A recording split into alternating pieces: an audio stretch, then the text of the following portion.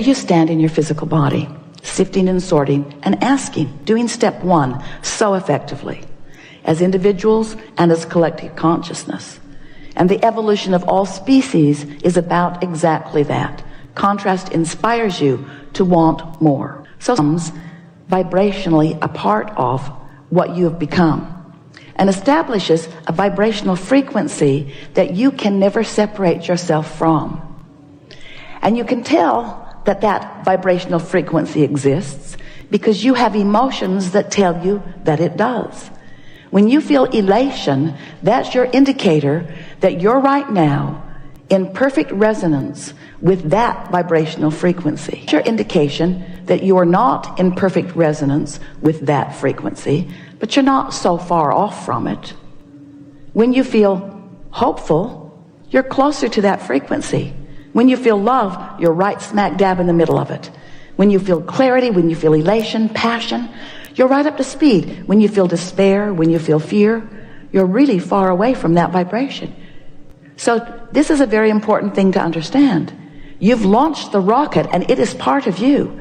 And that source energy part of you from which you came, who always holds you in constant awareness, is holding the vibrational frequency of your greatest becoming, of your furthest most expansion. But if you don't get up to speed and stay up to speed with that expansion, then you feel, and that's what negative emotion is. So once you understand this, now it will be easier for you to understand how simple your work really is. It's so much more simple than you have believed it to be. You've been working pretty hard at life. You observe things wanted and things unwanted, and you sift them into piles. Don't want that, sort of want that, do want that. And then you try to figure out how to get the wanted piles all around you and the unwanted piles further from you. But what most humans don't understand is that in this attraction-based universe, there's no exclusion.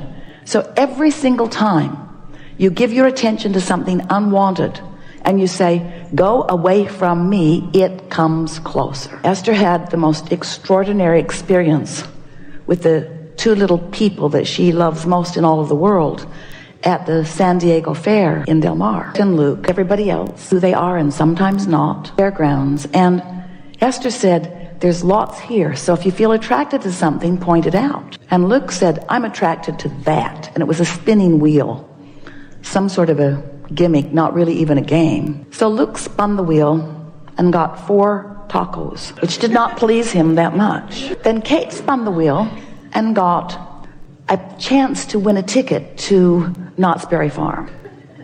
At the chance, or at even the possibility of being there. And said, spin it again, sweetheart.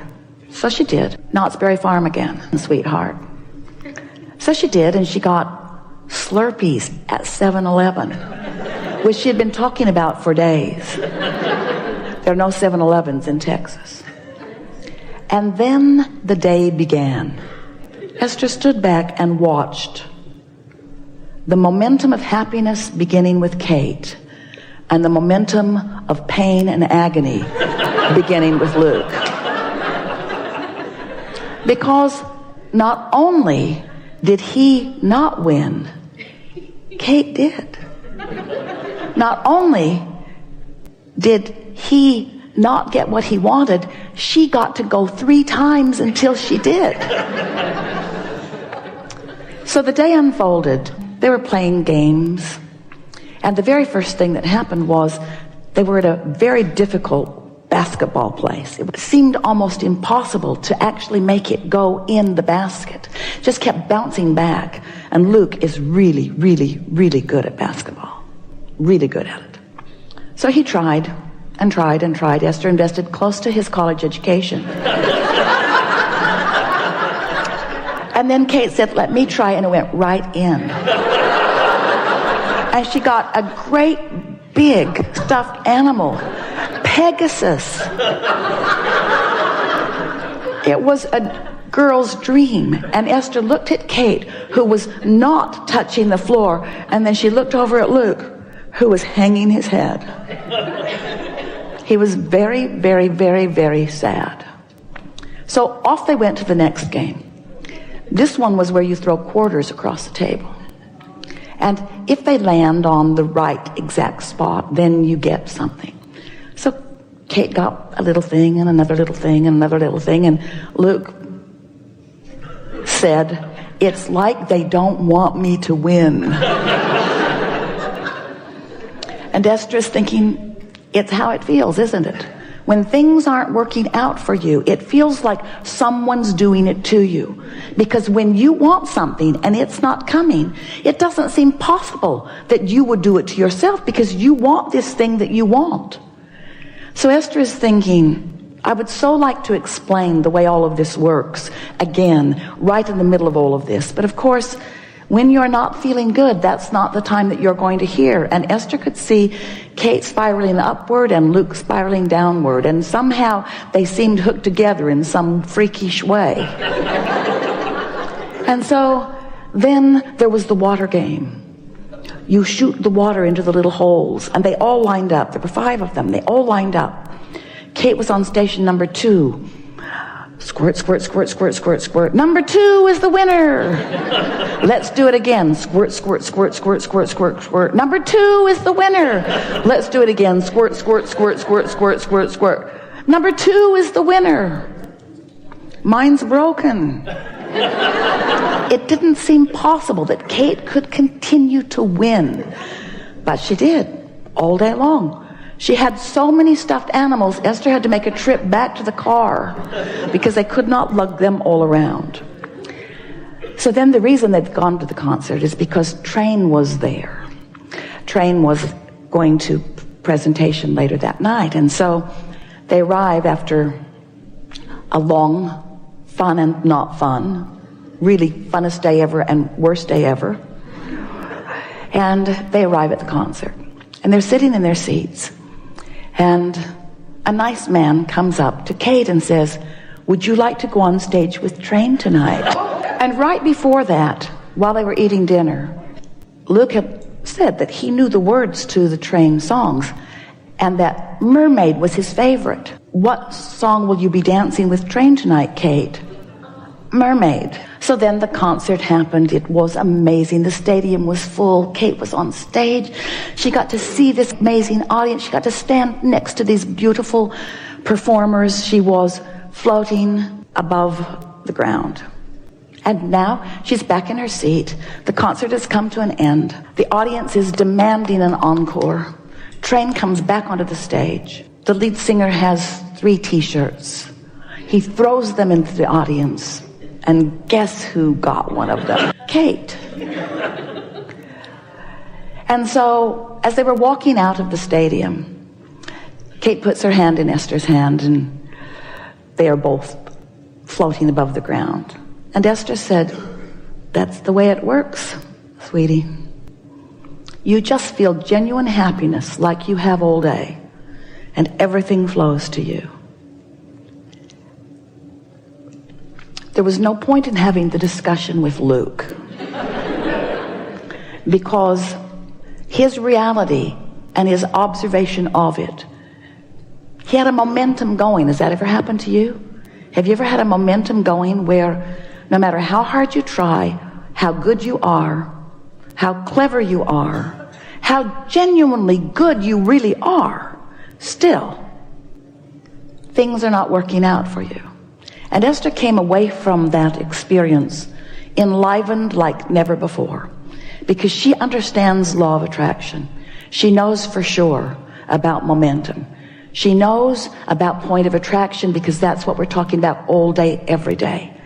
She knows that the way you feel is your indicator of what you've got going on vibrationally. And she knows that you have reasonable control over what you've got going on vibrationally. But she also knows that once momentum gets going, that law of attraction is going to continue to feed that momentum. We've been talking about this momentum for a while.